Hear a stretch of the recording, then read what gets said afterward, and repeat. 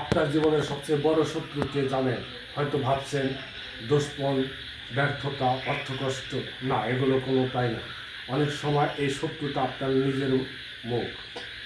হ্যাঁ, আপনি যেভাবে কথা বলেন সেভাবে আপনি আপনার জীবন গড়ে তোলেন বা নষ্ট করেন। যদি আপনি মুখ নিয়ন্ত্রণ করতে পারেন, আপনার রাগ, নেতিবাচক কথা, অপ্রয়োজনীয় সমালোচনা বন্ধ করতে পারেন, তাহলে আপনি পরিবারের শান্তি, কর্মক্ষেত্রে সম্মান এবং জীবনে উন্নতি করতে পারেন। একটি গবেষণায় দেখা গেছে 83% মানুষ কর্মক্ষেত্রে তাদের কথাবার্তার কারণে সম্পর্ক নষ্ট করে ফেলে, আর 90% পরিবারের ঝগড়ার মূল কারণ হচ্ছে কথা ব্যবহারের অসতর্কতা। এক বিখ্যাত মনীষী বলেছেন, think before you speak and if you can't think do not speak. অর্থাৎ কথা বলার আগে ভাবুন, যদি আপনি ভাবতে না পারেন তাহলে কথা বলা বন্ধ রাখুন। এবার একটু বিস্তারিত আসে। মানুষের জীবনে অনেক রকম শত্রু আছে: অলসতা, ভয়, হিংসা, অর্থের অভাব ইত্যাদি ইত্যাদি।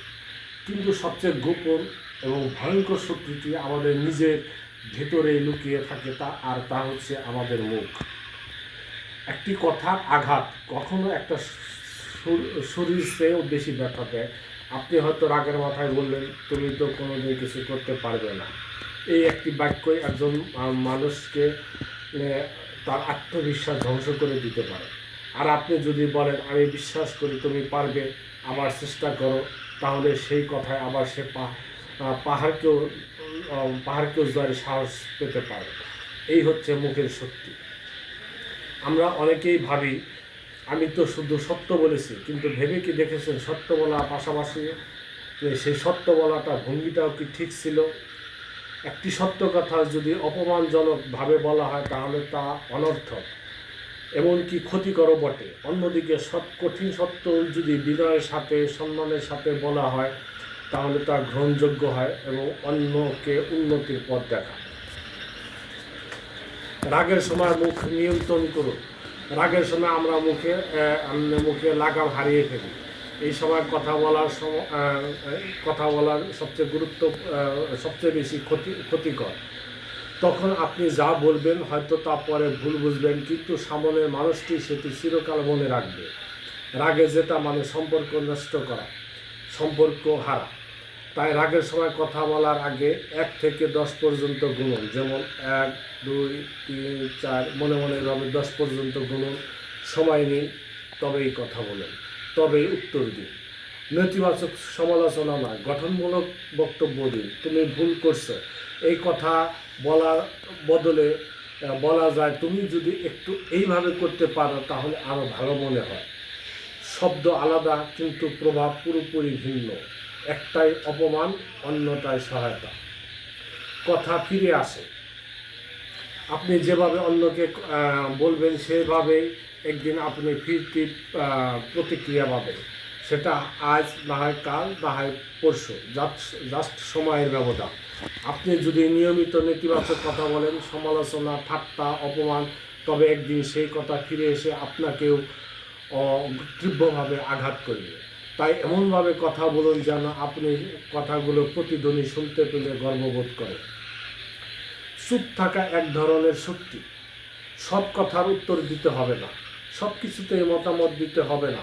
মাঝে মধ্যে চুপ থাকা, শুনে যাওয়া, এটা একটা বড় গুণ। একজন জ্ঞানী মানুষ তার জ্ঞান কথাই নয়, নীরবতার মাধ্যমে প্রকাশ করে। কিভাবে মুখ নিয়ন্ত্রণ করবেন এবার একটু জানেন। প্রথমত, চুপ থাকার শক্তি চর্চা করুন। সব কথার জবাব দেওয়ার প্রয়োজন নেই। 2 নম্বর, রাগ হলে কথা বলবেন না। সময় নিয়ে ঠান্ডা হয়ে তারপরে বলুন। একটু আগে যেটা বললাম, 1 থেকে 10 পর্যন্ত গুনুন, তারপরে কথা বলুন। 3 নম্বর, ইচ্ছাকৃতভাবে প্রশংসা করুন। নেতিবাচক কথা বলার বদলে ভালো কিছু বলার অভ্যাস গড়ুন। 4 নম্বর, নিজের কথা বলাগুলো রিভিউ নিন।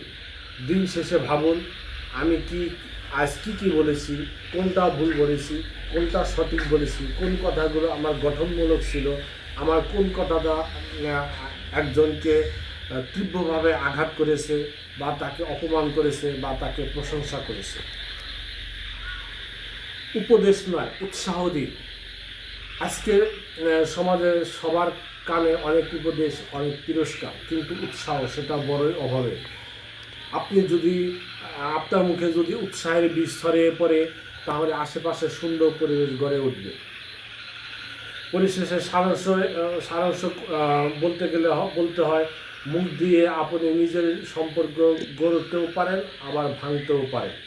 মুখ দিয়ে আপনি নিজের সম্মান বাড়াতেও পারেন, আবার নষ্টও করতে পারেন। তাই মুখকে নিয়ন্ত্রণ করা মানে নিজের জীবনে নিয়ন্ত্রণ নেওয়া।